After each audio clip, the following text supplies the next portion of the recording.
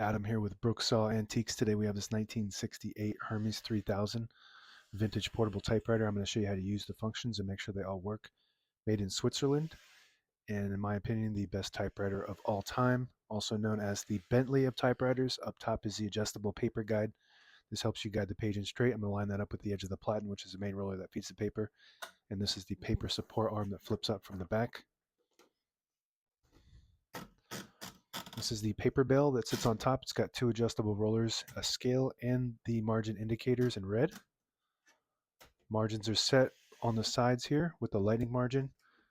So say you want the margin right there, you just put the cursor where you want it on the page and then flip this switch and it will send that margin to that spot. If you want it closer to the edge, you hold the margin, the lighting margin, and the carriage release at the same time. You don't have to do the carriage release on the left side because it pushes without it, but just so I can demonstrate how the right works as well. And that's where, and then you let it go, and that's where it'll set that margin. And you can see where the margin is in red there, or orange, whatever color you prefer to call that color. And on the right side, it's the same concept. Say I want the margin's right there, but say I wanted it on the edge, I'm going to hold the carriage release and the margin lighting margin at the same time, and push it to the edge, and that's where the margin will be. If you want it closer to the middle, you put the cursor where you want it and just set that little switch there, and it sends it to that spot. I want it on the edge, so I'm just going to hold the carriage release and the lighting margin at the same time, set it there. And if you've ever used magic margins, it's the same concept.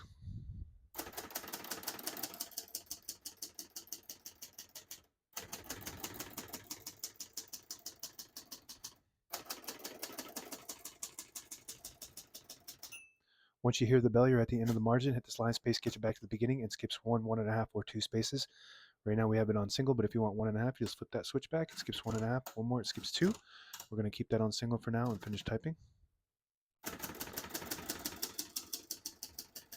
As you can see, all the keys type nice and none of them skip or stick. I'll type a sentence in red on the next line. Switch from black to red. There's a switch on the right side here. You flip that all the way to the top. It prints the bottom portion of the ribbon.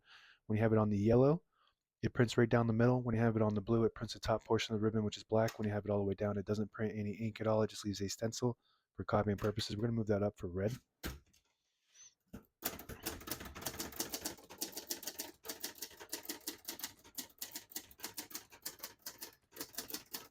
It's absolutely amazing typewriter. And if you've ever seen any of my videos, by the way, it has Techno Pica font, one of the coolest fonts I believe you can get. Super rare and super cool looking. But not just the font, but this typewriter is so easy and fun to type on. And it's just, if you're looking for an investment on your hobby or your writing, maybe it's not just a hobby, you want to, I would say you spend this kind of money on a computer, why would you not spend it on something that's the best of all time? And these things are a little bit more expensive than most typewriters, but it's worth it, in my opinion. This is the best of the best. It will last forever if you take care of it. It's made out of all metal. To pull the page out easy, there's a switch on the right side here. You flip it forward and it unlocks the rollers underneath the platen, allowing you to pull the page out easier or load thicker paper like carbon copy or cardstock. Make sure you flip that back before you load the next page or else it won't load correctly. I'm going to flip this down for now and put the color back on black. Shift on each side and shift lock on the left. To clear that, just hit the shift button again. Backspace on the top left, very smooth. Tab set here. Right now we have tabs set on 10 space intervals. So I'm just going to go through, I'm just going to clear it all with this button here, all clear. So now we don't have any tabs set, but as you can see, it kind of slams a little bit to the end, causing wear and tear on your typewriter. So I'm just going to hit the tab set button like that. And now we have a tab set at that spot. And to clear that specific tab, just hit tab clear.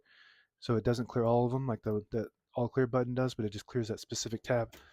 And now we don't have any, but I'm just going to keep one right there by hitting the tab set button. Margin release is to the right of those. When you get to the end of the margin, there's a mechanism that blocks you from printing. Hit that margin release button and will allow you to go all the way to the end. That works good. The hood pops off from the back like that, and it hooks in from the front. All metal here.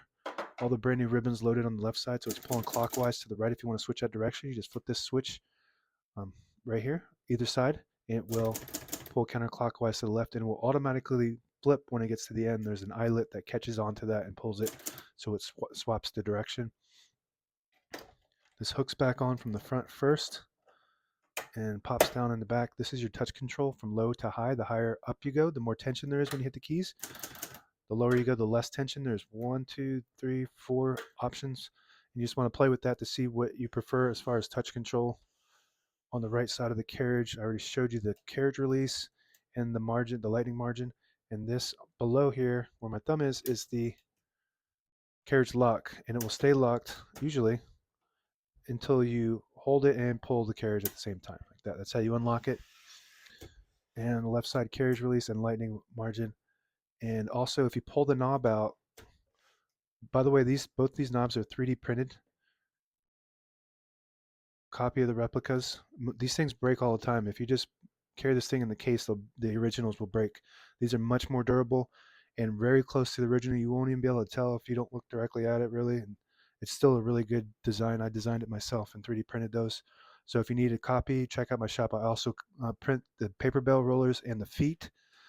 But these are the originals on this one. They're in good condition. Also, I think that's it for this model, but I 3D print a lot of stuff. So if you pull out this knob, it'll disable the spacing so you can get to an exact spot on the page. You push it in, you get the clicks. Each one of those clicks is a half a space. Same concept. If you push the line space indicator all the way back, it disables the spacing. You put it on the 1, you get the clicks. And that's it. Now available on eBay or Etsy. Search Brooksaw Antiques.